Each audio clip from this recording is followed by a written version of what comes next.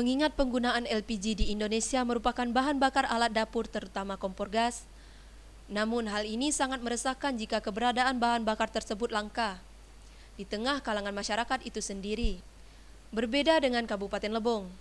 Saat ini, menurut hasil survei Dinas Perindustrian Perdagangan dan Koperasi Kabupaten Lebong, menyatakan bahwa ketersediaan gas LPG 3 kg dikategorikan masih stabil.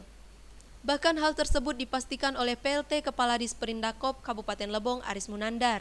Untuk pasokan gas yang ada di Kabupaten Lebong yang bersumber dari PT Gas Karangnio dan PT Abu Bisin juga menyatakan bahwa hingga saat ini belum ada kendala untuk pemasaran gas tersebut. Dengan demikian, menurut kami bahwa di Kabupaten Lebong ini masih stabil, bahwa gas LPG 3 kg tersebut masih stabil karena saya pun dari rumah ke kantor ini lewat di beberapa di jalan itu ada warung-warung itu saya lihat masih berderet orang berjualan gas LPG, tidak ada antri dari ini. Selain itu, pihak Disperindakob juga belum mendapatkan laporan resmi dari masyarakat Lebong terkait permasalahan gas LPG 3 kg.